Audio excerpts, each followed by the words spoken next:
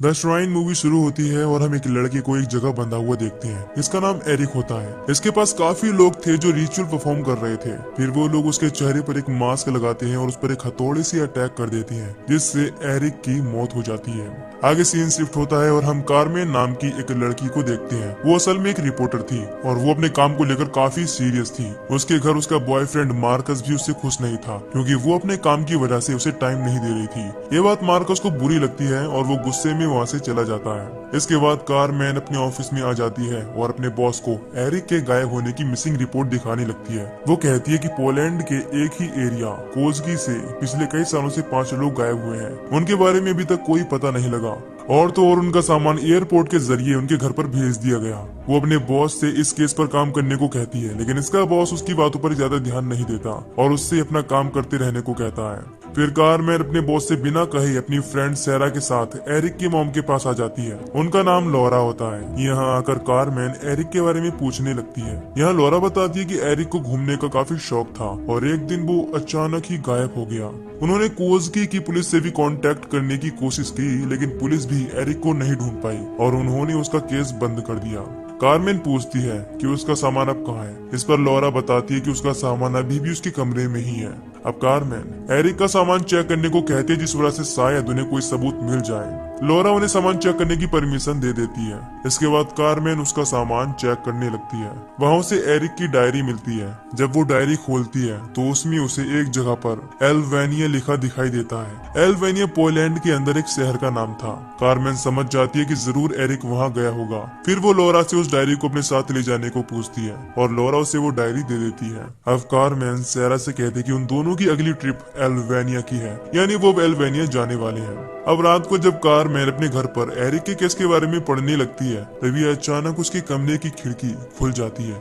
जैसे ही वो उस खिड़की को बंद करने के लिए जाती है, उसे लगता है कि कोई उसके घर में है। उसके कमरे में एरिक की शैडो यानी आत्मा आती है और उसके सामने रोने लगती है। वो कारमेन से कहता है कि वो उसे अकेला छोड़ दे। तभी कारमेन अपनी नींद से उठ जाती है, यानी ये उसका एक नाइटमेयर था। सीन शिफ्ट होता है और कारमेन मार्कस के पास आ जाती है।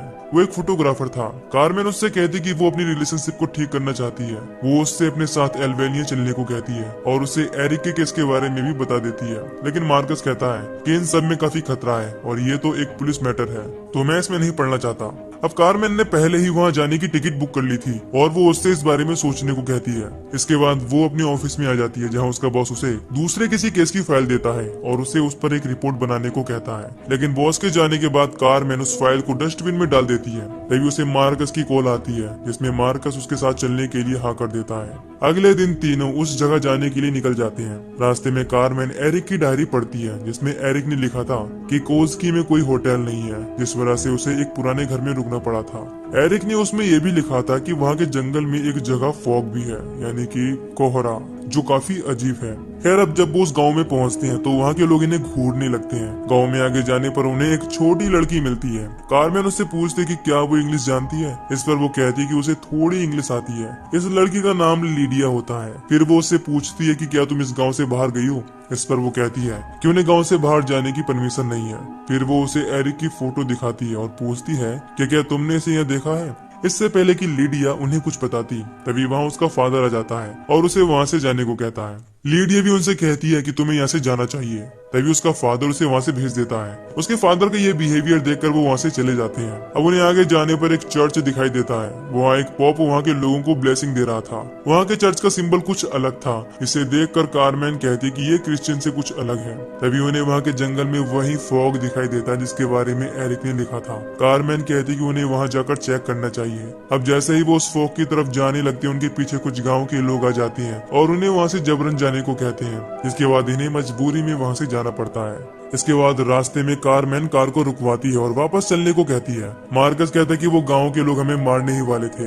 कारमेन कहती है कि जरूर जंगल में कुछ ऐसा है जो वो हमसे छिपा रहे हैं और हमें बिना फॉग को देख के यहाँ से नहीं जाना चाहिए।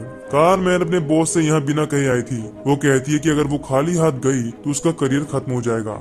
उसके बार बार जिद करने पर मार्कस चलने के लिए हाँ कर देता है। फिर वो दूसरे रास्ते से उस जंगल में जाने लगते हैं। आगे जाने पर उन्हें वो फॉग मिल जाता है। मार्कस कहता है कि क्या वो उस फॉग की फोटो ले लें। इस पर कारमेन कहती कि जब तक हमें ये पता ना चल जाए कि इस फॉग में क्या चीज है तो मैं उस पर रिपोर्ट कैसे बनाऊंगी। अब ये दोनों फोटो लेकर बातें करने लगते हैं। इसी बीच उनकी फ्रेंड सारा उस फॉग के अंदर चली जाती है। तभी वो दोनों नोटिस करते हैं कि सारा वहाँ से गायब है।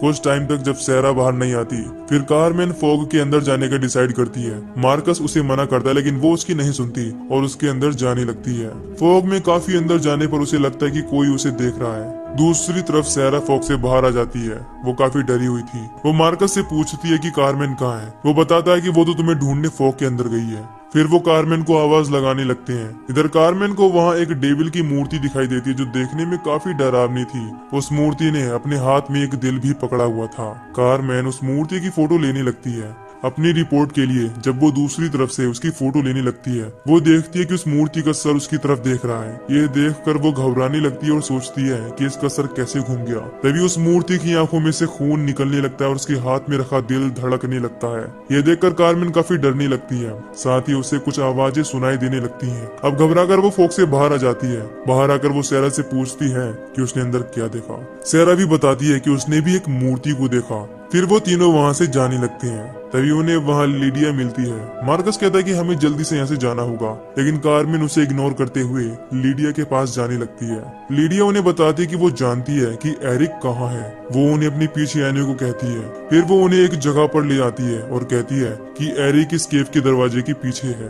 कारमेन उसका दरवाजा खोलती है और अंदर जाने लगती है। उन्हें वहाँ काफी सारे ताबूत दिखाई देते हैं। वो उन ताबूत को खोलकर देखते हैं। वो देखते हैं कि इनके अंदर लाशें हैं। इन लाशों के ऊपर वही मास्क था जो मूवी के शुरू में हमें दिखाया गया था। मास्क में सिंबल देकर मार्कस कहता है कि ऐसा ही सिंबल चर्च पर था। अब उन्हें वहाँ एरिक की भी लाश मिल जाती है। उन्हें लगता है कि ये गांव श्रापित है और यहाँ आने वाले टूरिस्ट को गांव वाले डेविल की बलि पर चढ़ा देते हैं। तभी वो देखते हैं कि लिडिया वहाँ से चली गई है और उसने दरवाजे को बाहर से बंद कर दिया है। अब मार्कस दरवाजे को खोलने लगता है। तभी सारा को भी अजीब आवाजें आने लगती हैं। मार्कस किसी तरह उस दरवाजे को खोल देता है। फिर वो वहाँ से जाने लगते हैं। उन्हें वहाँ कुछ गांव वाले आते हुए दिखाई देते हैं जो उन्हें ही ढूंढ रहे थे, लेकिन तीनों वहाँ से भागने लगते हैं और वहाँ से एक घर में जाकर छिप जाते हैं। तभी सारा की तबीयत खराब होने लगती है। मार्कस कहता है कि यहाँ उन्हें आना ही नहीं चाहिए था। इस पर कारमेन कहती है कि ये सब उसकी गलती है। वो मार्कस से सॉरी कहती है। तभी यहाँ गांव वाले पहुंच जाते हैं और इन्हें पकड़ने लगते हैं। जब सारा उनसे दूर भाग रही होती है तब एक गांव का आदमी उस पर एरो से अटैक कर देता है। इससे उसका पैर घायल हो जाता है। अब गांव के लोग उन्हें क्लोरोफॉर्म सुंघाकर बेहोश कर देते हैं। गांव वाले उन्हें पकड़कर पॉप के पास ले आते हैं, जहां पॉप उनकी आंखों में देखकर पता लगाता है कि किसने उस मूर्ति को देखा है और किसने नहीं। वो डिसाइड करता है कि कारमेन और सारा की बलि दी जाएगी और मार्कस को बंदी बना लेंगे। ये गांव वाले कारमेन और सारा को उसी केव में ले आते हैं और मार्कस को अलग ले जाते हैं। केव में आकर वो लोग पहले तो दोनों के कपड़े फाड़ देते हैं, फिर बाद में वो उन्हें सफेद कपड़े पहना देते हैं। पॉप कहता है कि वो पहले सारा की बलि देंगे, बाद में कारमेन की। अब वो लोग सारा को एक जगह पर लिटा देते हैं और उसके हाथ पैर बांध देते हैं। फिर वो एक चाकू से उसके हाथ पैर को काट देते हैं। इसके बाद पॉप रिचुअल पढ़ना शुरू करता है। तभी सारा को पॉप एक डीमन की तरह दिखाई देने लगता है। वहीं दूसरी तरफ वो लोग मार्कस पर गन पॉइंट करके उसे कब्र खुदवाने लगते हैं। इधर सारा के चेहरे पर वही मास्क लगाया जाता है जो एरिक पर लगाया गया था। इस मास्क में बड़ी सी 2 कीलें होती हैं। उस मास्क को उसके चेहरे पर रखकर पॉप उस पर हथौड़े से अटैक कर देता है, जिससे दोनों कीलें उसकी आंखों में चली जाती हैं और एक ही बार में सारा की मौत हो जाती है। दूसरी तरफ जब मार्कस के पास वाले आदमी का ध्यान हटता है तो मार्कस उस पर अटैक करके उसे बेहोश कर देता है। मार्कस उससे उसकी गन ले लेता है और उन दोनों की हेल्प करने के लिए निकल जाता है। वो केव में आकर देखता है कि उन लोगों ने सारा को मार दिया है और वो उसकी लाश को एक ताबूत में रख रहे हैं। तभी पॉप कहता है कि अब दूसरी लड़की की बारी है। जब एक आदमी उसे लेने आता है तो मार्कस उस पर हमला कर देता है और कारमेन को वहाँ से लेकर जाने लगता है। वो उस केव का दरवाजा बाहर से बंद भी कर देता है, इससे वो लोग उन्हें जल्दी से ना पकड़ पाए। अब जब मार्कस उसे यहाँ से ले जा रहा होता है, इसी बीच कारमेन की तबीयत और खराब होने लगती है और उसे डेविल की आवाजें आने लगती हैं। तभी मार्कस की नजर एक घर पर जाती है। दोनों उस घर की तरफ जाने लगते हैं। उस घर में एक फैमिली होती है। मार्कस उन पर गन पॉइंट करके उनके ट्रक की चाबी मांगने लगता है। उस फैमिली की लेडी कारमेन को देखकर और भी ज्यादा डर जाती है। उस फैमिली को इंग्लिश भी नहीं आती थी, इस वजह से वो मार्कस की बातों को समझ नहीं पा रहे थे। दूसरी तरफ केब में वो गांव वाले दरवाजे को तोड़ देते हैं और उन्हें ढूंढने के लिए निकल जाते हैं। इधर मार्कस उस फैमिली के हस्बैंड वाइफ को कुर्सी से बांध देता है। वो लोग अपनी भाषा में उसे समझाने लगते हैं, लेकिन मार्कस को उनकी भाषा बिल्कुल समझ नहीं आ रही थी। उनके बेटे को थोड़ी इंग्लिश आती थी। वो मार्कस को बता देता है कि चाबी कहाँ है। इसी बीच कार्मेन काफी डरने लगती है। उसे वहाँ सभी लोग डीमन नजर आने लगते हैं, जिस वजह से वो एक कमरे में खुद को बंद कर लेती है। इधर वो लड़का मार्कस को चाबी देने के लिए किचन में लेकर जाता है। यहाँ मार्कस उस लड़के को भी बांध देता है। दूसरी तरफ कमरे में कार्मेन को मिरर में खुद की जगह एक डीमन दिखाई देता है। तभी कार्मेन जोरों से चिल्लाने लगती है, जिसे सुनकर वहाँ सब डर जाते हैं। उसके मुंह से खून भी आने लगता है। फिर हम देखते हैं कि डीमन अब उसकी बॉडी में आने लगा है और वो डीमन में बदलने लगी है। इधर मार्कस अपनी गन लेकर कार्मेन के पास जाता है। तभी वो डीमन उस परिवार पर हमला कर देता है और उन्हें खाने लगता है। मार्कस बाहर आकर फैमिली को देखता है तो वो काफी घबरा जाता है। तभी डीमन उस पर भी अटैक कर देता है और उससे कहता है कि मैंने एंजल्स का खून और उनका मांस चखा है। इसके बाद जैसे ही वो मार्कस को मारने लगता है, तभी वहाँ पॉप और उसके साथी आ जाते हैं। वो क्रॉस सिंबल से डीमन को दूर करने लगते हैं, जिससे वो डीमन मार्कस को छोड़ देता है। पॉप उससे कार्मेन की बॉडी को छोड़ने को कहता है, लेकिन डीमन मना कर देता है और उसके साथियों को मारने लगता है। फिर पॉप अपनी पावर से क्रॉस को जला देते हैं और डीमन पर होली वाटर गिराने लगते हैं। तभी डीमन एक लकड़ी लेकर पॉप के पेट में घुसा देता है, जिससे पॉप की मौत हो जाती है। मरते हुए पॉप अपना होली वाटर अपने एक साथी को दे देता है। फिर वो आदमी एक तलवार लेकर डीमन के सीने में घुसा देता है और उसे नीचे लेटा देता है। साथ ही वो मंत्र पढ़ने लगता है। फिर उसके साथी उस डीमन के हाथों में कीले लगा देते हैं। उसके साथ ही उसके ऊपर वही मास्क लगाने लगते हैं, लेकिन डीमन अपने सर को हिलाने लगता है। फिर मार्कस डीमन के सर को पकड़ लेता है। इसके बाद वो आदमी हथौड़े से अटैक कर देता है, जिससे कार्मेन की मौत हो जाती है और वो डीमन वहाँ से चला जाता है। फिर वो मार्कस के बारे में सोचने लगते हैं कि इसे मार दिया जाए या छोड़ दिया जाए। अगले दिन वो लोग मार्कस को वहाँ से जाने को कह देते हैं। मार्कस उस आदमी से पूछता है कि आखिर इस गाँव में क्या चीज है। तब वो आदमी बताता है कि उनके गाँव को बहुत टाइम पहले से एक श्राप मिला हुआ है। उनके जंगल में एक डेविल की मूर्ति है जो कि फॉग से घिरी हुई है। अगर कोई उस मूर्ति को देख ले तो डीमन उस पर काबू करने लगता है और उसके जरिए असल जिंदगी में आने लगता है। और इसी वजह से हम गांव वाले दूसरों को इस गांव में आने से मना करते हैं। लेकिन फिर भी कुछ टूरिस्ट यहाँ आते हैं और फॉग के दूसरी तरफ चले जाते हैं। इसके बाद डेविल उन पर काबू कर लेता है और इसी वजह से हमें रिचुअल के जरिए डीमन को वापस भेजना पड़ता है। और यही वजह है कि बहुत से टूरिस्ट मारे गए। यानी इस गांव के लोग डीमन को असल लाइफ में आने नहीं देना चाहते। इसी के चलते एरिक भी मारा गया और इसी के साथ ये मूवी यहीं पर खत्म हो जाती है।